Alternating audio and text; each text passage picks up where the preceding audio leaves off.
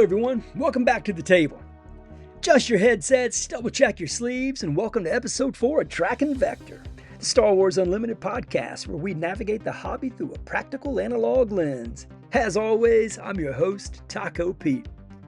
We have officially arrived at the launchpad, folks. Today's show is titled Sifting Through the Ashes because Ashes of the Empire Store Showdowns are officially kicking off this weekend. The local storefronts are going to be packing out, the competitive tension's going to feel real, and players are just trying to figure out how to survive their local shops. But look, before we dive into how to map out that local meta, we've got to open up the card art of the week segment. And man, the card on my radar is an absolute masterpiece. We're talking about the Whistling Birds foil prestige card from the upcoming Ashes of Empire set. Now, if you haven't seen the previews of this prestige version online yet, do yourself a favor, look it up immediately. The composition by, This was Steven Zavala, right? Man, it's jaw-dropping. It captures that iconic pivotal scene from the first season of The Mandalorian where Mando's completely cornered in the Enclave. He just unleashes that devastating gauntlet burst of Whistling Birds. Man, that was epic. The visual contrast on the card's also pretty stunning. You've got this dark, grit-textured armor of the Mandalorian, full-on Beskar, by the way, casting this heavy shadow, and then it's silhouetted against the bright, searing electric blue streaks of the mini missiles that are just tearing across the frame. Man, when the light hits that foil finish, the Whistling Birds practically leap off the cardboard. It's pure kinetic energy, looking so good. And you know, as a card player, I think the mechanics of this card are just as beautiful. It's the ultimate tactical clearing tool. It's exactly what you want in your hand when a deck tries to swarm your arenas, and only at a 3 cost. Look, I am crossing my fingers I pulled this particular card out of a pack of Carbonite. It's going to be awesome.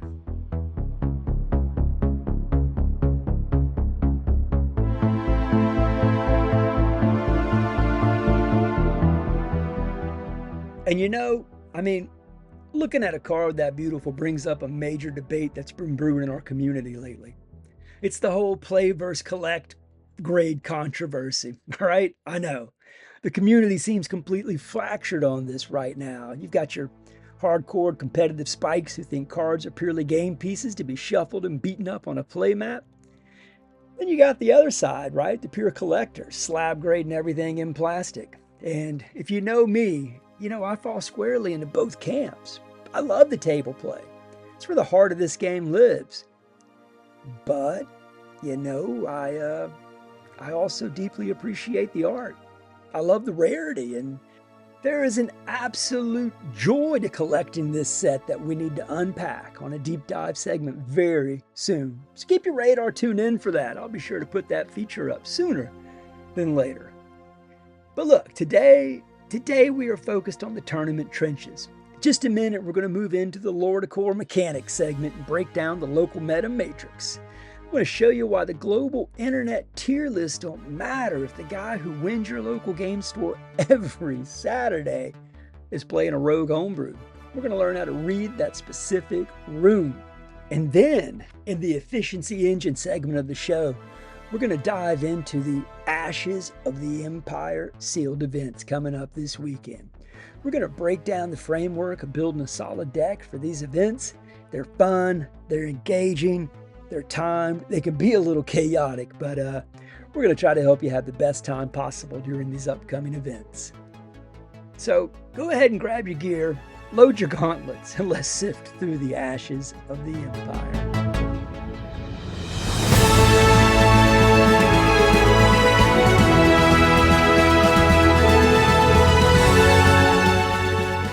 Alright, moving into our first major block today. Let's talk about the actual reality of stepping into your local game store this weekend for the Ashes of the Empire Store Showdown. If you spend even 5 minutes on social media or the global competitive forums right now, the narrative around the store showdowns is hyper intense, right? It opens up this weekend, July 10th. It's all about the optimal deck list, grinding out the minor percentage points and treating the tournament like it's a high-stakes galactic conflict. And I get it. It's part of the fun. But I want us all to take a collective breath, right? Let's step back. Let's take a look at what a store showdown actually represents, right? This isn't a high-stress regional qualifier. This is a celebration of your local community.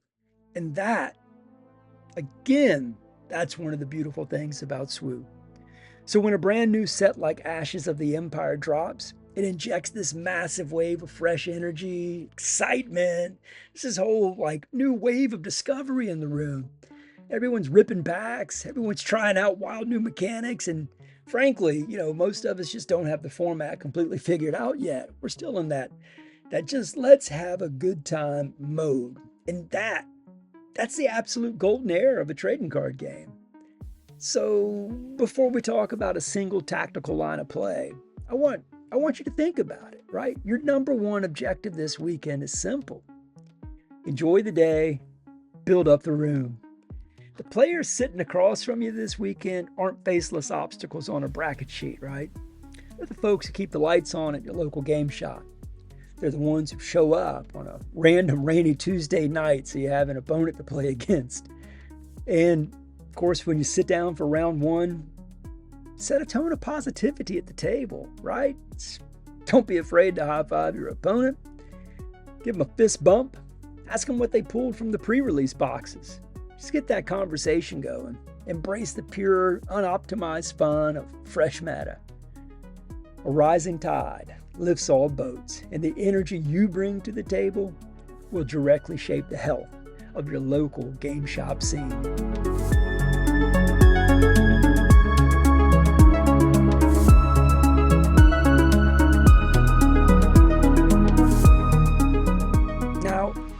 Once the dials are set and the matches begin, how do we actually approach the gameplay in a fresh release environment, right? Let's dig into a framework we'll call the local meta matrix. When a set is brand new, the global internet tier list, right? They're fun to read, but they're essentially useless at your local game shop. Why? Because the internet doesn't account for your local shop's personality. You might read online that the specific hyper-aggressive space deck's the undisputed king of the format, right?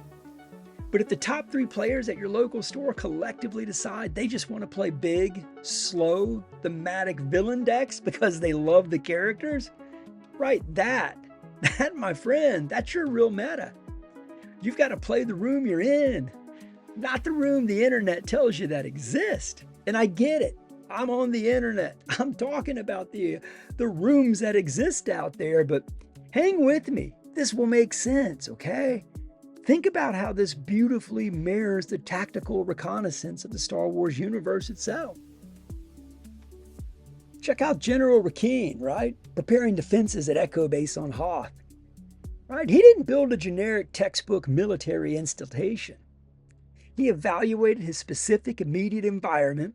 He knew the terrain, he knew the freezing limitations of his gear, and he worked to build a localized defense specifically designed to read the room and buy time against that exact Imperial blizzard force he knew was eventually going to be marching toward his doorstep.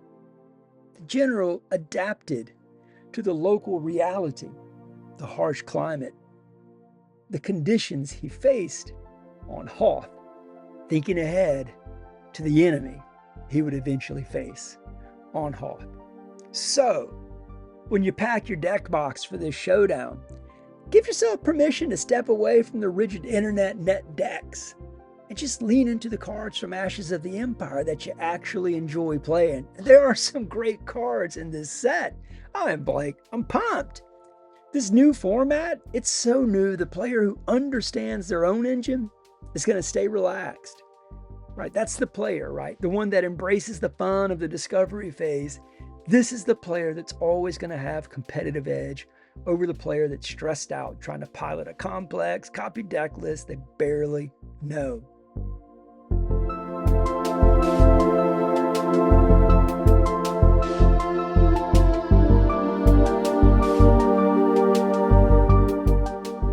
So, do yourself a favor. Treat this weekend like a festival, not a battlefield. Trade some cards, buy a snack from the counter to support the local store owner. Celebrate the new set. Treat every opponent with respect. Because when you're sitting in a room where everyone's operating on pure discovery, right, that's where the magic of the hobby really lives. So while we're keeping the vibe positive, enjoying the community, building the shop up, we still want our decks to actually function when the round timer starts ticking. And since this is opening weekend, we aren't playing pre-built constructed list, right? We are walking up to a counter, handing over that entry fee, and getting handed a sealed pre-release box with six fresh packs of Ashes of the Empire. I've got my $30 in hand. I'm already pre-registered at my local game shop. I'm ready to rock and roll. So let's go in there. No internet safety nets, just you, 30 minutes on the clock, and whatever cardboard fate happens to hand you. So how do you actually look at a chaotic pile of 90 unaligned cards and find a winning engine? Well, up next, we're going to steer straight into the efficiency engine to map out that pre-release pool blueprint. I'm going to work to give you a strict breakdown, right? I mean, some basic math. I don't like to dig into any complex operations, but some general guidelines for those card type ratios you need to target so your deck will run smoothly on curve no matter what you pull out of those wrappers. Stay tuned, tune on in, and let's prepare for the efficiency engine.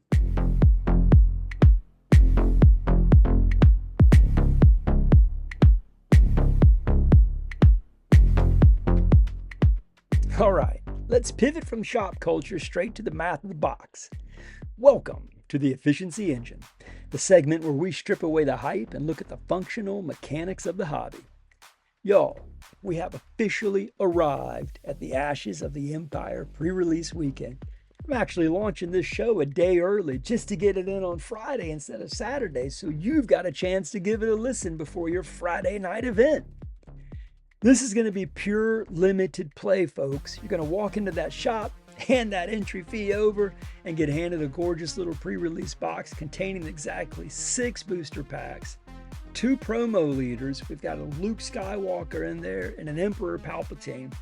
We're not talking pre-built decks. We're not going to dive into the internet safety nets. It's just going to be you, 6 packs of fresh cardboard, and a ticking 30-minute deck building clock. So before we get into the math, right, I want to clear up something about a card that I was talking about earlier in the card art section, right? I raved about this card in the opening draw of the show. It's that jaw-dropping Whistling Birds foil prestige, right? Now this, don't go in thinking you're going to crack this out of one of your 6 pre-release packs this weekend. These standard seal boxes are strictly fueled by the main set, right? These are your commons, these are your uncommons. You'll end up with a rare in there, and if you get lucky, like I think it's a 1 in 8 odd at Ashes of the Empire, you'll pull a standard legendary. And that's exciting, right? Like those legendaries, they're highly coveted. But the premium prestige cards, they are strictly locked behind that special carbonite pack, and you pick some up at tournament events as well. I had real mixed feelings when carbonite packs first came out. Remember, I jumped into SWU during Jump to Lightspeed. It's a double jump for you if you're paying attention. And, you know, it's an expense, an extra $20, $25 at your local game shop. I struggled with it at first. I didn't dive into the carbonite, but eventually curiosity got the best of me. You get the every now and then pack. The next set rolls out. You know, maybe you buy an extra carbonite or 2. And once you start pulling some hits, it's the collector in me. You can't help but fall into that rabbit hole. Let me know your thoughts on the carbonite card sets. You know, I've come around. All right, but honestly, back on track. You know, this is great news for the sealed deck efficiency. This translates into everyone at the table's on equal footing. No one's getting a carbonite. No one's pulling straight cards off the counter. We're all fighting in the trenches with raw, local pack pool. And to survive that 30-minute construction clock, you need to understand how to leverage the 2 brand new pillars of the set. Support cards and the explosive new advantage mechanics, right? So to run an efficient sealed deck under these fresh conditions, you're going to need to filter your pool through in a strict mathematical allocation model to hit your mandatory 30 card minimum. Let's call this the 15-7-8 call sign.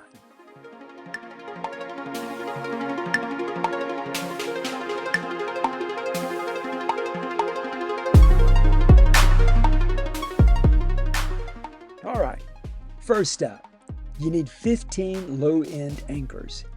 In a sealed environment, games are won and lost on the ground, and don't forget space during those early turns. You don't have the luxury of custom search events to find your pieces. You're going to need a rock-solid foundation that consists of at least 15 units that cost on average 2, 3, 4 resources. And in Ashes, this is where you need to look heavily for the cards that generate the brand new advantage tokens, right? So unlike the permanent experience buffs, these advantage tokens give a temporary cheap power spike, and it's going to drop off after combat, either an attack or a defense. Or don't forget, if somebody's got a removal card, that can pull those upgrades right off your card as well. So because they are costed so efficiently on common and uncommon units, stacking these low-end advantage generators is how you push massive early damage or force these incredible efficient combat trades without falling behind on your resources. So the next step, you got your 15 cards out. Let's pull 7 over-the-top finishers, right? These are going to be your 5 cost, 6 cost, and any other heavy late-game threats, right? This is where you get to slot in the big, exciting Ashes of the Empire characters you pulled, but you got to cap it at 7. If your hand gets clogged with these heavy 6 cost plus threats on turns 2 and 3, you're absolutely dead in space. Be cautious with them. They're fun, they're tempting. Bring them out, but you only need a few, and you're only going to get that opportunity to throw them on the table towards the end of the game. And remember, you got to survive long enough to get to that point in the night. All right, finally, your remaining 8 slots are going to be saved for event and upgrade friction. We're talking support cards specifically. This set introduces the powerful new support mechanic, right? And this mechanic's all about pure synergy. When you play a support card, you're able to immediately play another card in addition to. And this is a win, right? This is going to help you build that balance in your deck. It's going to help you heal that base. It's going to help you drop that extra attack. The support card's really going to be a big part of your overall deck synergy, right? So a standard event card happens and, well, it's gone. And I'm not saying they're bad. You need removal cards for sure. But that support card, that's going to give you that extra pop. It's the 1-2 punch of swoo, and I can't wait to put it into action this Friday night during the pre-release. Let those support cards run, let those advantage tokens pile up. It's going to turn your resource row into this fun time at the game shop where you've got an opportunity to pull out some new cards, do some 1-2 punches, and just really enjoy the pre-release event. All right, so when you're sorting your pool under the ticking store clock, don't let a single rare card dictate your entire deck aspect if the rest of your packs just didn't support it, right? I've fallen into this trap myself. I get really excited about a card. I want to build a deck around it just because I love the one card, and that has led to more defeats than I can count. So lay out your aspects, right? Look for your common support pieces, count your advantage tokens, and hunt for that 15-7-8 curve that's going to help you build the best deck for the evening to take the stress off the night and really focus on having a good time. So if you build a deck that hits its resource deployment smoothly every turn, you're going to outvalue the player who's trying to force a lopsided deck just because they opened a shiny legendary. And there are some shiny legendaries that look really good out there. So just trust the math of the pool, keep your curve low, and let the new mechanics handle the rest, right? And speaking of keeping your brand new cards pristine and separated from your dice and tokens while you're scrambling to assemble a 30-card deck at a packed storefront table, let the chaos ensue. Let's step away from the deck math and look at the physical setup, keeping my gear safe this weekend. Let's go ahead and open up that Analog Archive.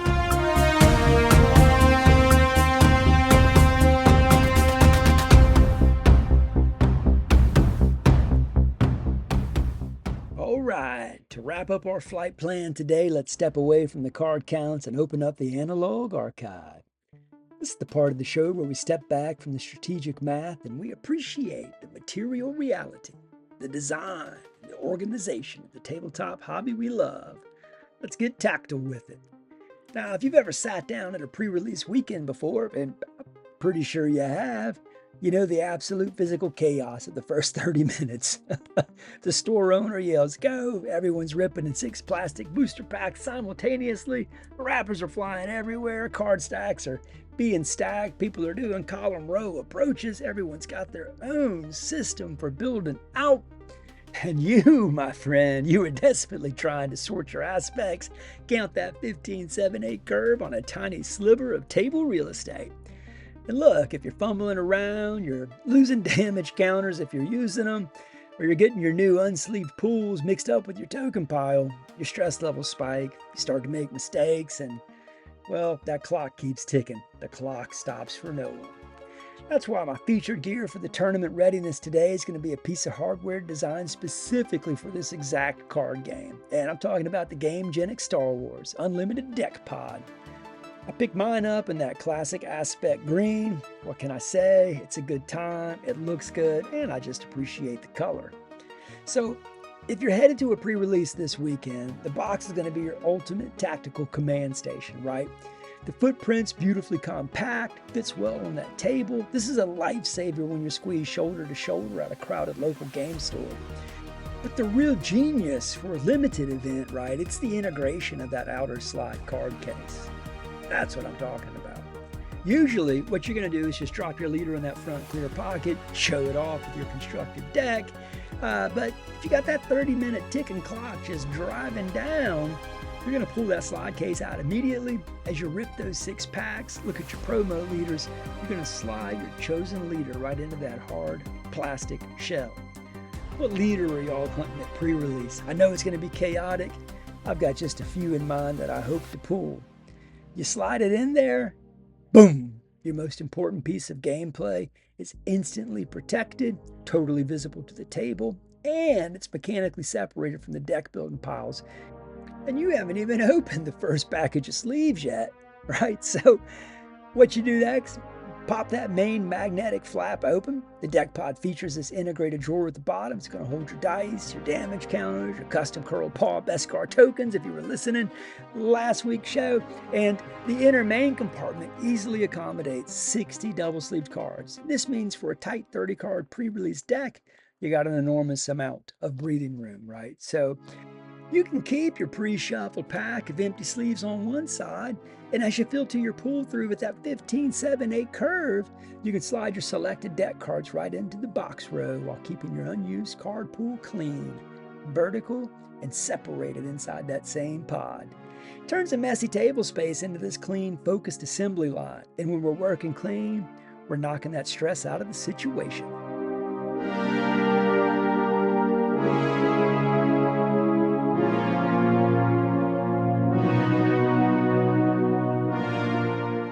So look for that vibrant green pod, or blue, or gray, or black, or white on your shelf, right?